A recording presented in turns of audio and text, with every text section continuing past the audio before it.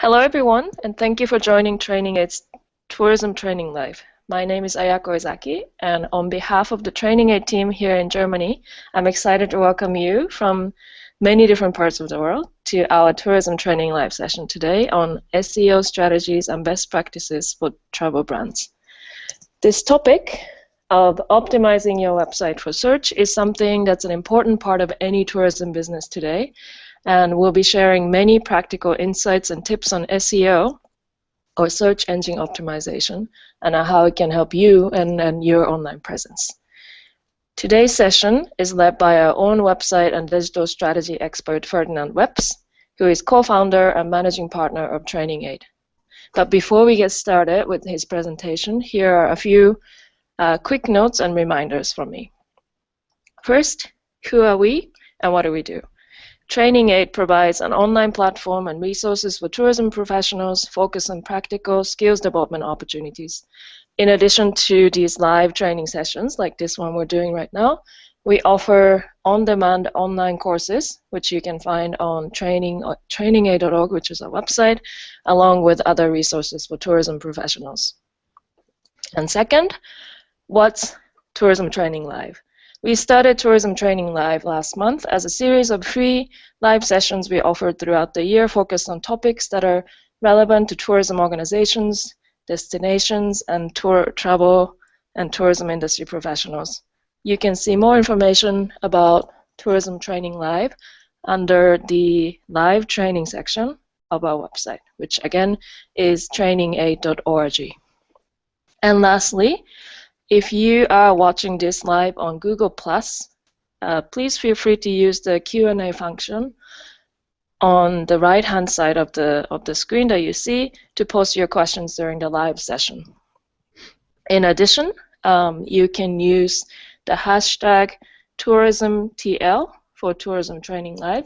So that's hashtag TourismTL to post your question on Twitter as well, which we'll be monitoring. And we'll have at the end of the session some time to go over some of the questions that we received live, as well as some other questions that we received via email. So with that, I'll hand it over to Ferdinand so we can dive right into SEO and what you want to know about search, websites, and digital marketing. Thank you, Ayako. And hello everyone, happy Monday, and welcome to our Tourism Training Live session on SEO strategies and best practices for travel brands.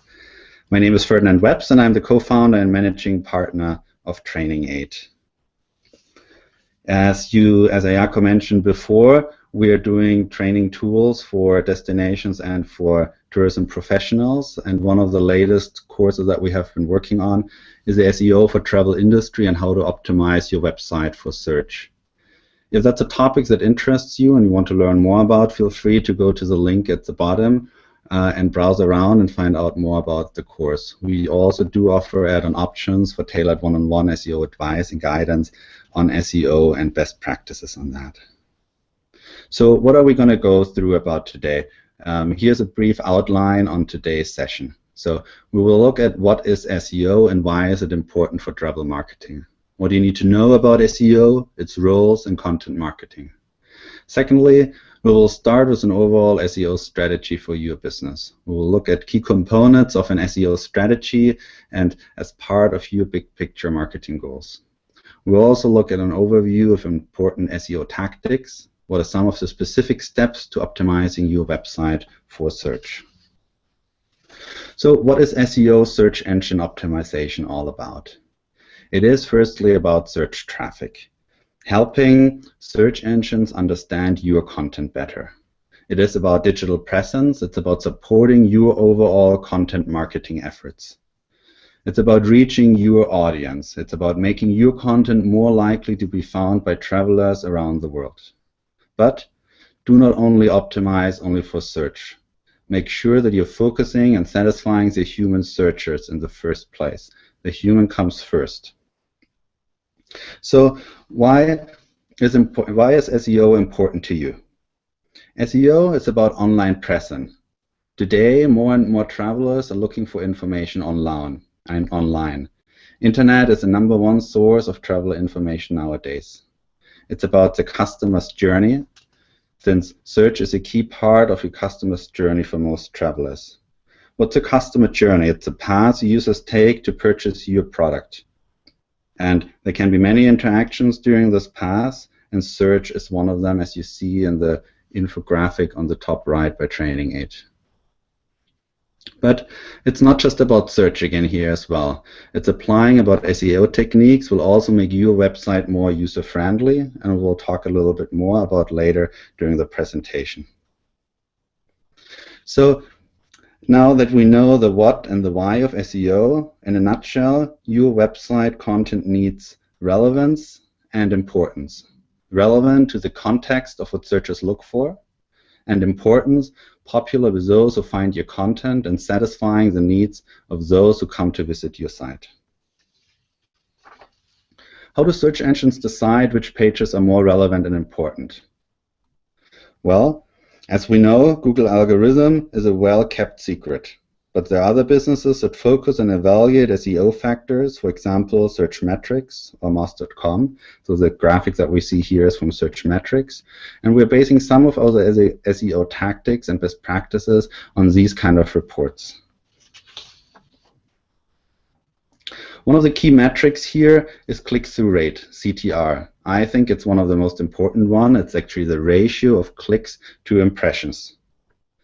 As you can see on the right, which is a report taken from Google Analytics, which we will cover a little bit later on. You can see the CTR rate, and so the CTR rate means how many times does a page appear on the search results page, and out of those impressions, how many results in visits to that page to result out of these.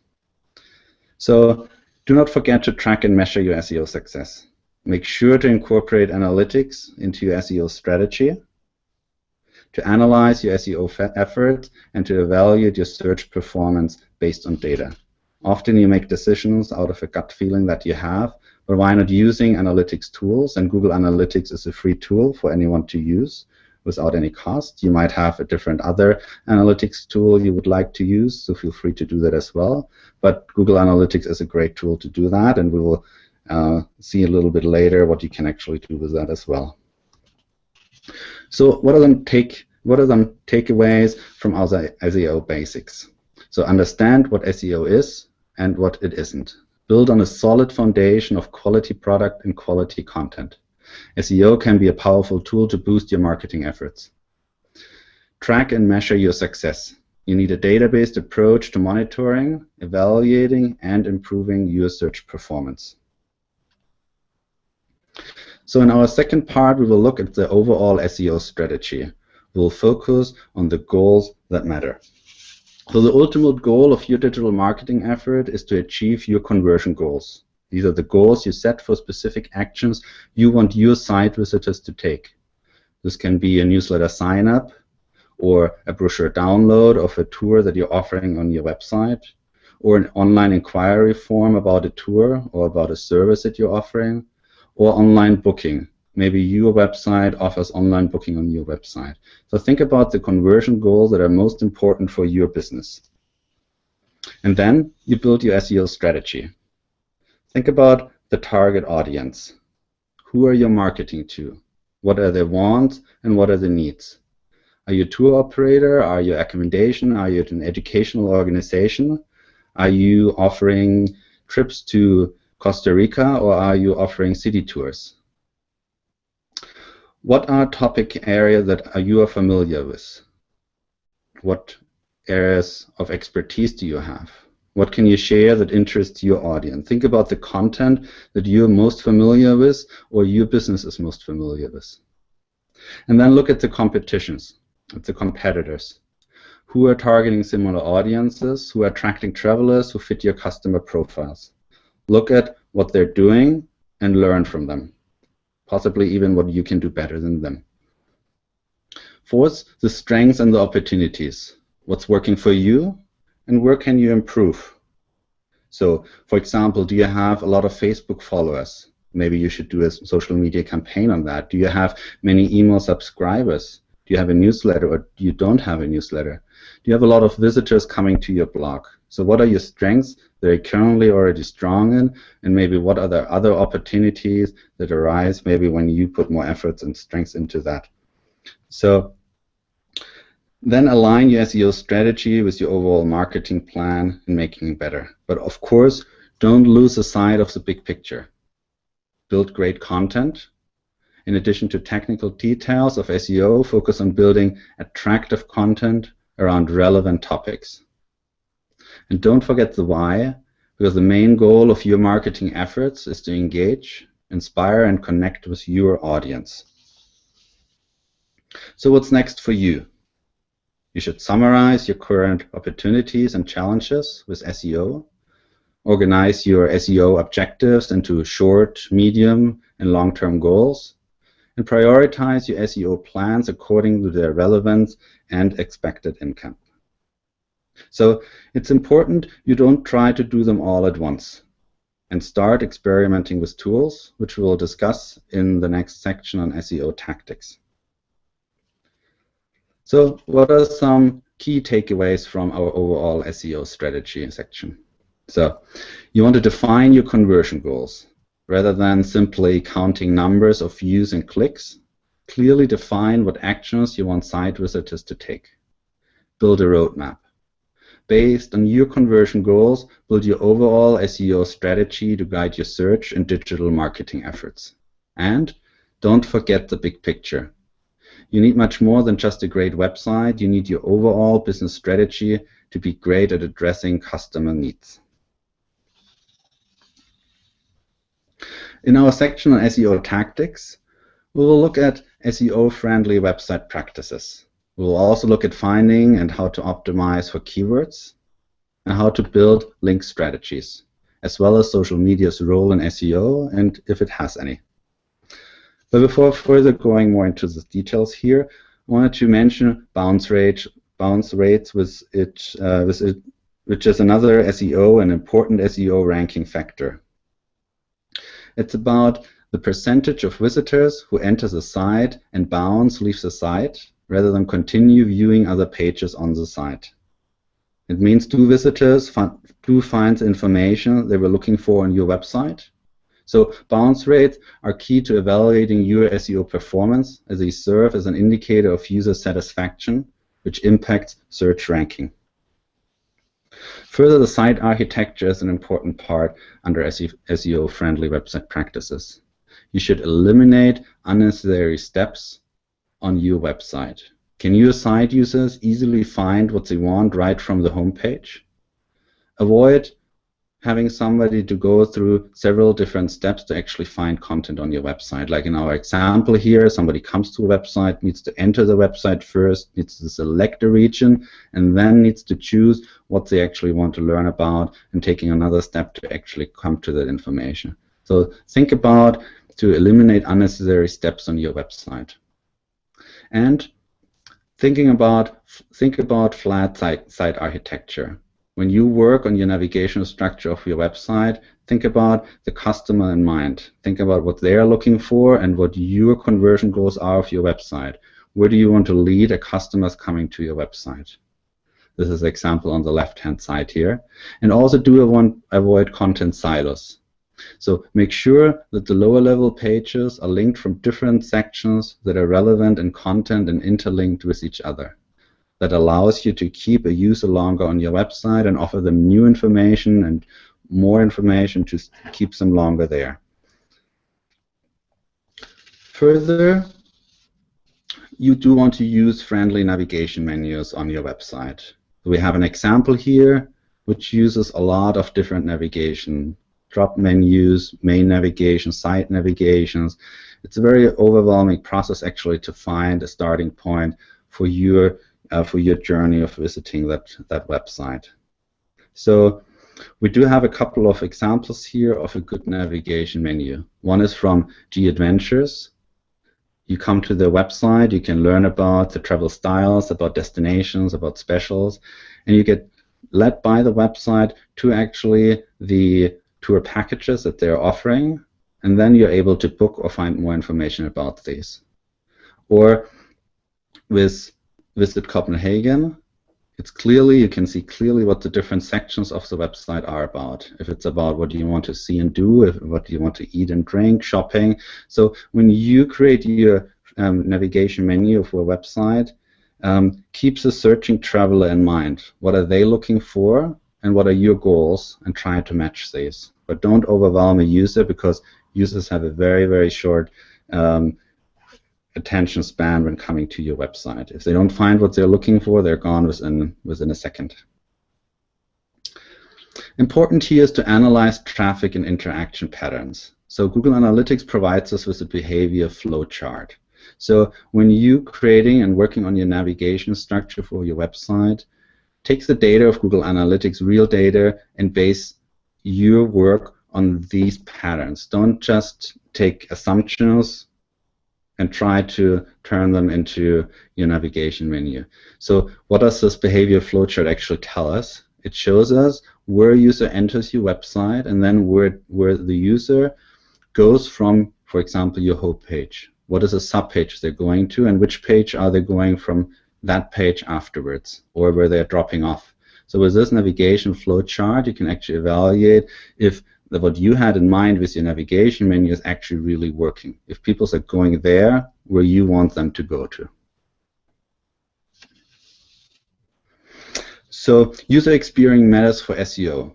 The more satisfied your site visitors are with your content, the longer they stay and the more often they visit your site. That's important to have a higher number of returning visitors versus new visitors of your website, because it's an indicator for Google that tells them that the content that you're providing is worthwhile to returning to. So to keep your visitors happy, make a great first impression. It's about the home page as well as about the rest of your site. Minimize the frictions and the roadblocks. For example, what's the page load speed of your website? Can you increase that? For example, by reducing heavy pictures on your website. Do you have many broken links? There are tools that allow you to actually search your website for broken links.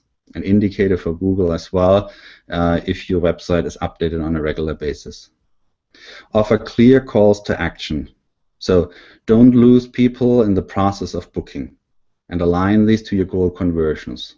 What do you want your users to convert to? And then again, analyze your bounce rate using Google Analytics. So within Google Analytics report, most of the reports have a column that talks about the bounce rate of a user. So you can search there, for example, to see what is my bounce rate for organic search to my website, or for referrals, or for social, or for direct traffic to my website. You can look that up for individual pages. So the higher the percentage rate here on the bounce rate is, the worse you're performing actually. The lower the better. An industry average is about 50 to 55% bounce rate. So take a look at your website and see how you're performing there. In our next section, we'll look at optimizing for targeted keywords. So keywords, and what do you need to know about them? You need to know about the why, the where, and the how. Keywords are a fundamental part of how search engines determine site relevance and ranking. At the where, use your target keywords as part of the indexable content of your website. It's a content that can be read by search engines, and our next slide will go further into that. And the how. Keywords only work to your advantage if you use them in a natural way within the context of related content. It's about the keyword density. Don't cramp your keywords in your content. Use them in a natural way. So on-page optimization, that means there are different factors that influence the performance and the value of a website. In our example here on the right, we're looking at the keywords wildlife travel and are now optimizing a web page for wildlife travel. There are 5 numbers and 5 points to consider here. The first one, we will use our keywords wildlife travel in the URL of our web page. In our case, it's worldwideadventures.com/wildlife travel destinations. In the second one, we take our keywords and using them in the page title. The page title is, for example, the tab in your browser at the top that you see, or when you search, for example, on Google after wildlife travel, the page title would be the titles that show up in the search result page. Here we're using wildlife travel in the beginning of our title because it's about wildlife travel, and it's more important to have it in the beginning than at the end of the title. And we're calling it Wildlife Travel for Adventurous Top 10 Destinations. Third one, we have our H1 header tag. You should make sure that your articles and blog posts on your website actually start with an H1 header tag. It identifies and shows Google what is the title of my page, what is the header of my page. So in our case, we have amazing wildlife travel destinations around the world. And you can see again, we're reusing wildlife travel again as well in our header tag. And then fourth one, our body, we're using wildlife travel in the first paragraph, in the beginning of our body copy, but also variations of wildlife travel, like wildlife holiday or wildlife adventure. So it's important not to cramp keywords in your body copy. There was a misbelief some years ago that the more often you have wildlife travel in your body copy, the more popular your website will be or your article. So look for variations of the keyword that you want to be ranked for.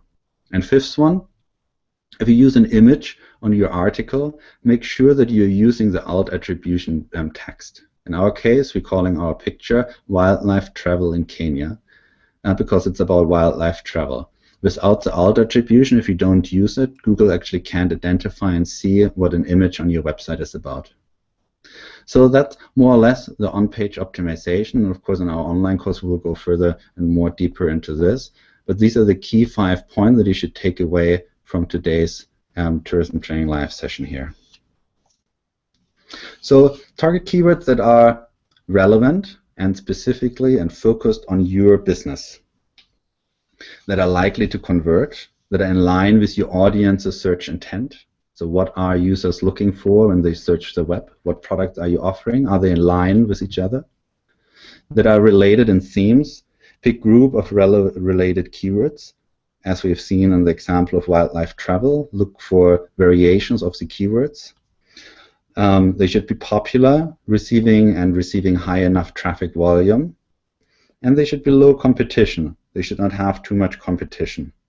What do we mean by low competition? So search results for common single keywords such as travel or hotel are mostly reserved by large aggregator websites. They're too competitive. If you, for example, search for the keyword holiday, you will find results like from holidaycheck.de, for example, in Germany on the right-hand side. But you can try that out for others like hotel, travel, hotel, and so on. You might have done that already. And also keep in mind that popular terms that describe broad categories make up only a small portion of searches performed online. So a way around that is to work with long-tail keywords.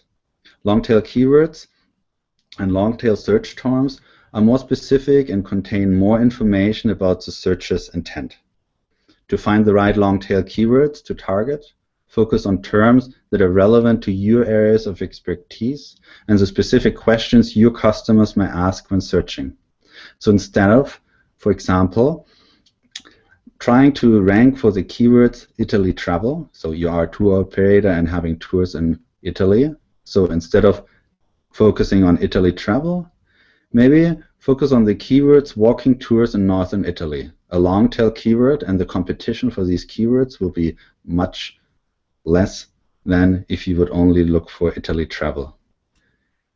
Or, for example, Iceland holiday versus best places to stay in Iceland. You can actually try that out and use these keywords later on and try a Google search for them. So keywords and more specific search terms are more likely actually to be further down on the customer journey already. So somebody who's looking actually for Italy travel might know that they're going to travel to Italy, but somebody who's searching for walking tours in northern Italy and you are actually offering tours there are most likely already knowing that they want to walk in northern Italy. It's the same with holiday or travel or tour.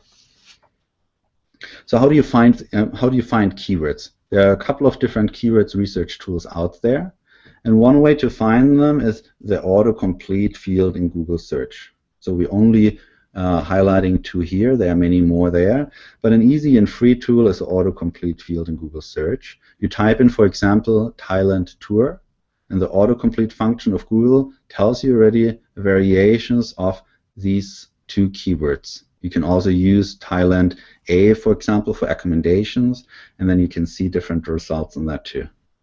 So take a couple of your words and try it out, and maybe write down the keywords that interest you and that you might want rank for.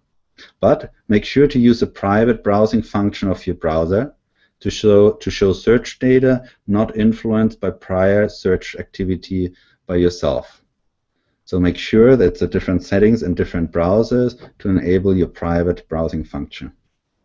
Übersuggest on the right-hand side is another tool that you can use to find different variations of keywords. Type in the keyword and you get different keyword examples listed by Übersuggest. So these are only, again, like two tools that you can use to find different keywords in the web. And then as a second step, you can do and look at AdWords and evaluate your keyword ideas that you have. You go to Google AdWords and type in the keyword there, and you actually get the average monthly search volume for a specific keyword. Or you use Google Trends and see if a specific keyword that you're interested in is currently trending or has higher volume in searches than other keywords that you have. And by doing that, you evaluate your ideas again and you refine and narrow down keywords that are most relevant to you. Another important tool to utilize when it's about SEO tactics is the Google Webmaster Tools. About 2 or 3, maybe 4 years ago, Google Analytics stopped providing keywords in their reports, and now they only show not provided in the search engine optimization tabs. But there's a way around it by using Google Webmaster Tools, because with this tool, also by Google, you can access keywords that your website is actually ranking for, top pages and Google keywords. So if you haven't done that yet, take a look at Google Webmaster Tools, enable that for your account if you haven't so either yet, and look at the keywords that you're actually ranking for. It's a quite interesting report. In our next section, we will talk about link building strategies. So why are link building and inbound links important to you? Because they're mapping the web. Links are the paths search engines use to crawl the web. So it's about SEO ranking factors. It's about link signal relevance and authority, as they show how different types of online content are interconnected. And it is an SEO booster because search engines value inbound links from other popular and trusted websites. So now, what are the key goals of link building for you? You want to diversify your link portfolio. You don't want to focus too much on one type of links. You want to build links from popular sites. You want to focus on links from globally and locally popular sites within your niche. You want to have links from trusted sites. You want to focus on links from sites with high domain authority. And on the right-hand side, we see a search result for sustainable tourism and the domain authority where you see the red circle around. And that is an add-on tool for a Mozilla Firefox browser, and it's called the Moz SEO toolbar that will show you when you do searches on Google what their domain authority is. Again, Moz is an organization, a business that does research on SEO factors and try to decrypt them, what Google is doing. It's a free tool and you can download it from your app or from your add-on browser store. So what kind of types of link building is there? We do have two different types. It's organic and editorial links, and we have the manual and self-created links. The organic and editorial links, it's about links that come naturally from other sites because others find your content worthwhile to link to. These are among the best ways to naturally expose your content to search engine crawlers. And people do want to link to because it identifies you as a resources others want to link to. So the manual and the self-created links are links you earn by asking or adding to other sites yourself. It's not as valuable as organic links from trusted sites, but when done well, these can be a helpful part of your link building efforts. So now we know about the types of link building. What are the link building approaches that you can take? So how do you attract organic and editorial links to your site? You want to be found by having high quality and relevant and useful content on your website. You want to be a resource for others, and they want to link to your website. You want to get noticed by being newsworthy. Think about what your business, if it's an operator, accommodation, educational organization, or others, what do you have that others might not have? What's newsworthy about? Do you have a trip to a certain region and you support community projects? Is that something newsworthy possibly about it? Think about that and add it into your SEO strategy plan. And secondly, how do you build manual and self-created links? You do that by reaching out to relevant and trustworthy sites with good content. Create content that you can suggest to others to replace old or expired links, for example. So examples here are, for example, Pack for a Purpose. They attracted a coverage from international medias and from general partners as well. A lot of their partners using their logo on their website to show their support for this initiative, and by that, Pack for a Purpose is receiving a lot of organic and editorial links back to their website. Another example is Natural Habitat Adventures. NHA is working with partners and international associations and community organizations on different tour packages and also on community projects, and they naturally link back to NHA, showing their partnership with them. So do think about if you have certain partners in your region that you're working already but haven't shared links with. Interlink with them. Think about organizations that you're an association member of. Try to get them to link to your website and vice versa. Our last section here is on social media and why does it matter for SEO. So it's important for SEO ranking factors. Search engines consider social shares and interaction as key factors influencing search rankings. Secondly, it boosts the content reach. Your content shared socially will have a better chance of showing up on search results for more people. But do also remember it's not only about SEO when you work with social media. It's about the opportunity to be where your customers are. If this is on Facebook, on Twitter, on Pinterest, and so on. So social medias are signals as SEO ranking factors, and they include the quantity, the engagement level, and the numbers of likes and shares of your account, the quality and the relevance of social content that you're sharing, and the authority of social accounts. So how do you make the most of social media? Firstly, choose social media platforms strategically based on your business objectives and where your audience is. Don't spread yourself too thin. Do one account right and then expand from that. Engage followers in meaningful conversations. It's about the quality and not that much about the quantity of the amount of posts you do. Inspire with great travel content and get travelers dreaming about your tours and destinations. Think about the customer journey of your user. And create and promote shareable content. People love to share before they go on a trip, during a trip, and after the trip. Think about ways that you encourage them to share content about your operation.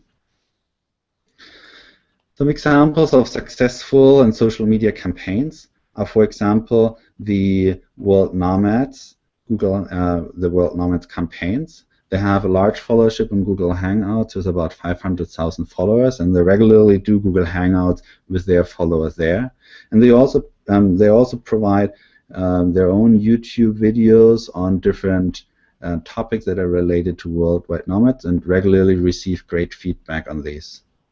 Another example is Kimpton Love. They're sharing with others, like other Kimpton guests and friends, behind-the-scenes pictures of staff and guests. Or the Wine Wednesday. It's a hashtag and people are sharing content of different wine, and Kimpton is using this to share information on their own sommeliers. So they are piggybacking on Wine Wednesday and sharing great content and information related to Kimpton and the sommeliers. Of course, it's some interesting stories that they're telling there, and participating in something that is worldwide happening with the hashtag Wine Wednesdays. So maybe there are ways where you can engage with your social media audience in different ways, but also maybe there are already some campaigns that you can take part in. So do look around what's related to your field of work. And do not forget, when you work with social media, you can also pull reports in Google Analytics about your social media efforts and what works and what doesn't work. When you go to the analytics report, you have a tab for under social and network referrals, and you can actually see how many people do come from Facebook or Twitter or LinkedIn or Ning or YouTube, how many average, how long is the average session, and how many pages do they look at. Are my campaigns actually working? Do they bringing people to my website, and are they converting into goals? Or are they just coming and clicking and liking, and which might be an important factor for you as well, that people to increase your the members that like your page, but also consider looking at that and seeing what result does it actually have on your website. So what are some key takeaways for our SEO tactics here? You should focus on user experience. Think about the question that your site visitors will be asking and make sure your answers are easy to find. Build quality content around relevant keywords. Find and optimize for keywords and search terms that align with your goals, and get the word out. In addition to using on-site SEO tactics, boost your search strengths by working with your partners and engaging your fans. So you're asking yourself probably now, what now? So much information, and there's of course a lot more. But what are some simple, easy steps to start thinking about what you can do with SEO? So think about your SEO strategy. Try to align that with your business overall plan.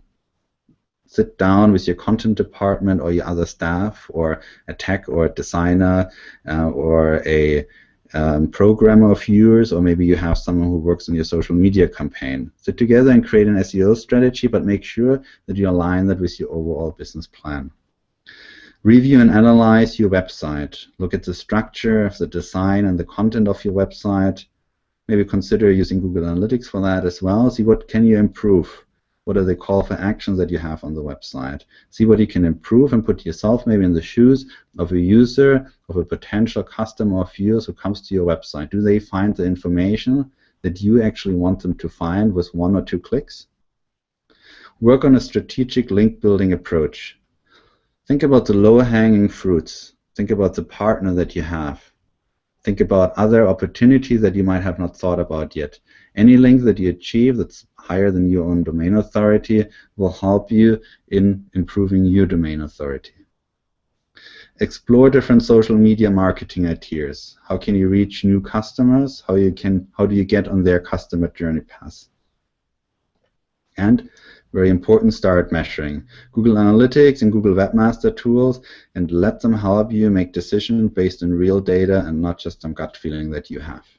And most importantly, enjoy what you're doing when it comes to SEO. It can be a dry topic, but it can also be very fun to learn more about the customers and travelers that are coming to your website. It's great to have that knowledge and that information and base your new ideas on real data. So keep learning. What we have, as I mentioned in the beginning, we do have an SEO for travel industry course on how to optimize your website for search. There's a lot of additional information, and we do want to offer actually a discount to our participants of today's session. So if you're interested, go to the link, write down the discount code SEOTTL and use it for the checkout.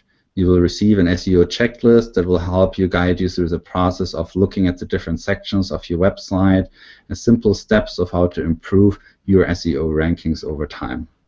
So I hope you enjoyed today's Tourism Training Live session.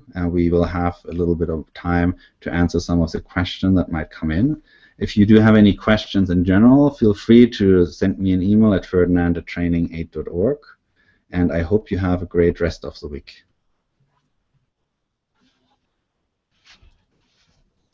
And Ayako, you are there? Yeah, sorry. I just already selected. I think you could see if you're watching this live. So there was a question posted on the live Q&A feed of Google Hangout, and I'll just read it to you. On image alt tags, the on-page optimization that we talked about, is it wise or unwise to use your company name included in each tag of the alt image tag?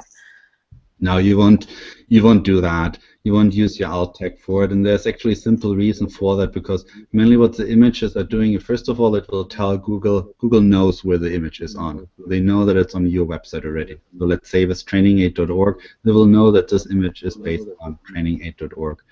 And secondly, like what the alt tag is very useful for, that a lot of people nowadays do actually image search. So they search for images on Google search, and then they will find the keywords for that, and that will help them actually to come back to your website through an actual image on that. So you can actually see that through Google Analytics as well, how many people come through that to you. But I wouldn't use it for it. I would use clearly what is the picture about, maybe related to the content of it, and also making sure that you don't repeat always the same alt tag for the image. So be creative about what you're calling it. Don't call it wildlife travel 1, wildlife travel 2, wildlife travel 2. Rather really describe what's in there, and that actually also helps people that are blind or hearing disabled to find content on your website as well. And another question, I think that has a little bit more to do with the content side of things, if we can discuss this as well, related to what startups and new businesses can do, where to start, where would be a good place to start, for example, when they do not have, for example, awareness already built among their target audience or customer base very strong, or because of that, they don't have testimonials and that type of content yet. When everything is new, where is a good place to start, I think, in terms of website and digital content? I'll be happy to answer some of these, maybe on the content side, and maybe Ayako, you as a content expert, maybe you want to chime in on that as well. I think it's a road to get to be ranked higher on search engines. It's not, there's not any more a quick solution to this. So some years ago, it was much easier to get ranked high up because you cram keywords in there, and Google just developed over the time and got smarter and smarter and learned about people trying to trick the search engine in Google to get listed high up there. You've probably seen when you have a Google Analytics account how many spam links are referring to your website. And that's all part of this mechanism. If you try to trick Google, you would get punished, and that will be very, very hard for you to get out of this. So the examples and the tools that we provided today is that they're all free, so they are none of them cost anything. Of course, there are also tools out there that cost you something, but to get started on something like that as a startup, you don't need to pay anyone. What you need to do is sit down and think about your strategy plan that out, what you want to achieve, where you want to get from that, and how you can get there, and look over the time, look back at your SEO strategy plan if you're still in line with that. So start slowly with looking for keywords. What do you want to be listed for? What partners are there? Think about the quality content. You know, like you can, over time, when you have quality content, it's the best tool to actually have. And then you gradually and slowly will grow up the ladder. But there's no quick solution to ranking higher up there.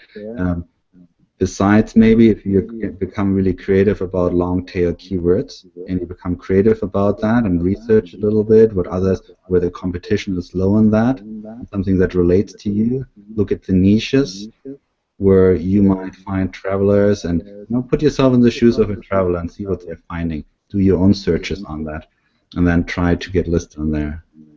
So there's a lot of, as I mentioned before, there are a lot of SEO factors that come into play here, as well as like how old is your domain, how many years does it actually exist, that's a large impact on that as well. There are about I would say about 400 different factors that actually fall into that. And of course, today we only mentioned the bounce rate and the click-through rate, which is again a very important one. But again, you know, as a startup, I think there are a lot of free tools out there.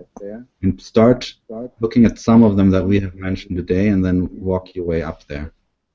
And maybe Ayako, you want to mention a little bit maybe on the content side and what maybe startups can do on that side.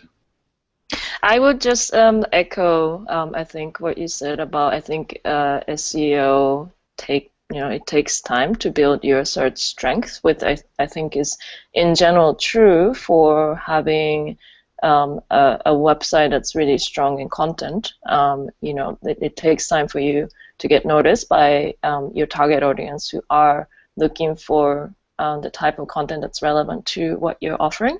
I would just refer to one of the interview articles that we've done that talked about, I think that's something that's relevant, sort of a lesson. I think that's relevant to startups, but also anyone. I think you know, sharing content that's related to travel and their own specific niche within the travel and tourism industry.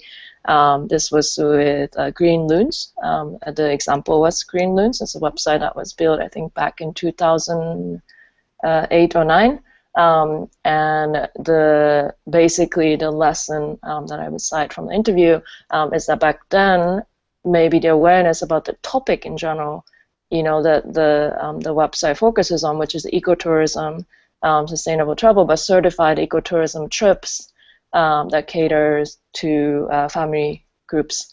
But I think that the strategy that worked in the end was that the website started building a lot of relevant content that people will find useful. So, you know, articles that actually offer answers to people who are looking for ecotourism related examples or resources, you know, what certification, which programs work and whatnot. So over time, sort of patiently, the website really kept building useful resources for that target audience, and then sort of, you know, after I don't know, months or years of doing that, I think that the awareness started building, and at the same time, I think it worked out really well that the type of travel, ecotourism, responsible travel, became more popular as well. So the more media websites are covering those related topics, and the website also started getting a lot of links coming to those articles. You know, so I think that's a really good lessons that in general, I think the content building reputation for good content takes time, but it's definitely an investment that's worth the effort. Mm-hmm. Yeah, and I think to chime in there again, I think the key is to have good quality content. It doesn't matter if this is like a tour, if you're a tour operator, for example, if the tours you're offering, how you of course like treat your customers before they go on a journey, during the journey, after the journey, but also it's about building your community slowly, one by one. Instead of thinking that you have a community, you know, if you have 10,000 Facebook likes, you might have a large Facebook community, but how many of these are actually like really following you and are a part of your community? So which is important is to build this one by one. It's better to have 50 people that follow you and that go on your tours and come back and are returning customers and you speak well about you than having 10,000 and maybe 5 of them are talking about and 1 even is talking badly about you. So think about how can you grow your community one by one. How can you get people to come back on tours? How can you get them to talk about your tour? Yeah, it's kind of like direct marketing to your customers. It's not necessarily. It's a little bit related to digital marketing as well, because of course they might want to share something on your social media posts. So, but again, try to take this one by one, step by step, and create your community, a very strong community by doing that. I think one little additional comment to the point about testimonials. I think that that's also an area that new businesses, startups, as well as any tourism business, I think, can be really creative in. And I think that it's not necessary. I think the the volume that you have. You know, if you, it's not, I think, both in terms of SEO and in general about your business reputation and brand building and awareness building. I think it's not about having a page with 100 comments, testimonials from your previous customers, but I think it's about, you know, if you haven't had that many customers, I think it's still interesting. Maybe you do instead a story with a lot of, maybe even video, with a video interview with one of your customer who was really happy about your experience. So, you know, instead of thinking about sort of a typical a testimonial page on your website, I think you can think about a creative approach to sharing, you know, what other people are saying about you, and maybe what a customer said about you and their experience, as well as what maybe some of your partners or industry colleagues want to say and share about your work. And I think that there are, including multimedia approaches, I think that there are many creative ways of doing that, and sort of compensating for not having as much volume, which I think is not necessarily always a problem. So I think we do have a little bit more time, and I want to make sure that we address some of the questions that we received by email through the sign-up form. I think if we can, I think, well, maybe we touched a little bit on this already. One question is, should I have a blog? Does that help SEO? Mm-hmm. If you want to address. Yeah. So I think, if you can do it well, then yes. I think it's important that depending on how many staff you have on your team, if you can write on a regular basis a blog article, then I would definitely recommend doing it. If you probably like seen it yourself, if you browse around, and I do it often, most often at least, when I come to a website, if it's a tour operator or other business and they have a news section, I normally go to a news section and take a look when was the last actually article published. And then if I see that the last article was published a year ago, I often I often think about, are they actually still in business or not? So again, like, if you can do it well, and yes, it does help you because you can create articles around specific topics that relate to whatever product you are actually selling. If this is a tour or not, you can create stories about communities, again, as I mentioned, communities that you are visiting, about partners. You can optimize your articles for certain keywords. Short answer to this, again, yes, if you can do it well, then yes. And related to the question of blogging, when somebody already does have a blog, how can you tell how well a blog post or an article is performing? Well, you would need to have Google Analytics installed on your website. That's the first, or any other analytics software tool.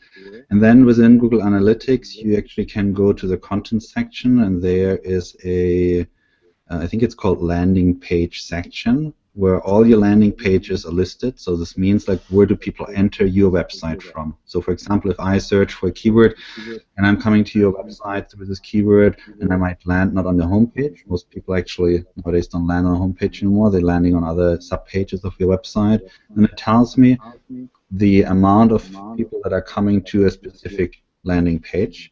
And there I can go and then take a look there, how many people viewed it actually, and also you can see what the bounce rate is for these different pages. You can look at the bounce rate of my best performing page, and maybe it's high or low, and then you can maybe see which pages have a very high bounce rate and why might that be.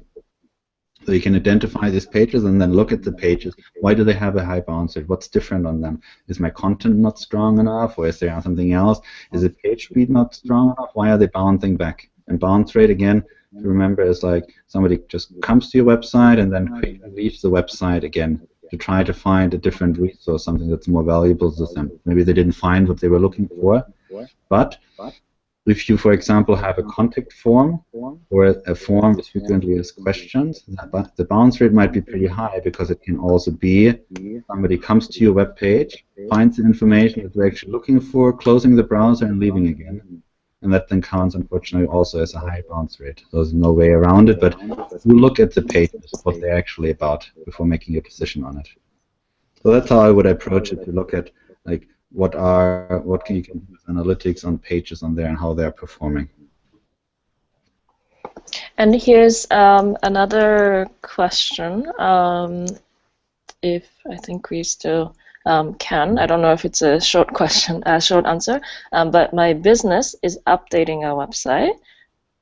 What do I need to know to tell my designer developer team for the project? Good question. I try to keep it short. So, well, we have the designer and the developer on the one hand side. I think if you work with a designer, and they have to have kind of like a different role in web projects, but when you talk to the designer, if he works with a flat site architecture and designing your website, or try to work with him on avoiding content silos, as we mentioned in our session here today.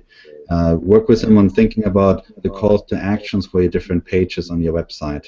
And then when it comes to the developer side, have them look at the site speed, an important aspect of SEO as well. How fast is your site loading? Are you using huge pictures? You know, you can use large pictures, but they should be small in size. They can still be large, but they should be small in size. Are you considering on-page optimization for your website? Are you using the right titles, the meta description? Are they matching? Are they matching with the keywords? And when you're using WordPress or Drupal, then consider using plugins for performance, using a caching plugin, or an SEO an SEO tool plugin for WordPress. And then, of course, have them work together. They have equally important roles, the designer and developer for your website, but make sure that they work together and finding the best solution for the business.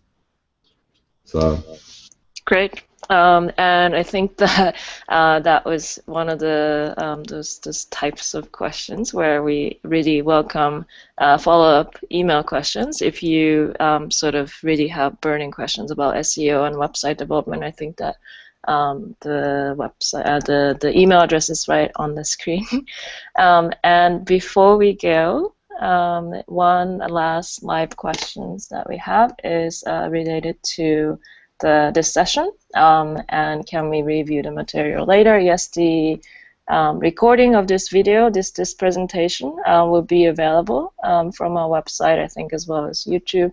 And if you sign up, register for this session, you'll receive an email update with the link to the recording video when it becomes available, or you can simply go to the Tourism Training Live section of our website, trainingaid.org, to see the update in the next day or two.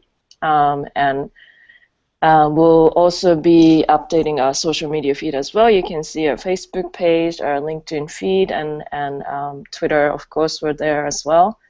So check out those updates as well in the next days. And I think that was it for all our questions. I think I will maybe just one quick little takeaway for me, what I learned and enjoyed learning from sort of my perspective from the content development. I think that the last point as well, that there's the designer, there's the developer, as well as, I think, as you probably noticed in the presentation, we talked a lot about content and the quality of the content. I think that's the side of SEO, which may seem to a lot of people like me a little bit techy and kind of overwhelming, but I think that it is something that can be enjoyable and exciting, because it is about your story and your experience and your trips that you want to share with the world. So I think that you know, that I hope that was an interesting and useful lesson for many of you as well. And with that, that was our Tourism Training Live session on SEO for travel marketing. And thank you again, everyone, for joining. And stay in the loop with us on the links that we provided here on our website, on social media, and we hope to see you again at our next Tourism Training Live session. Thank you again, and goodbye.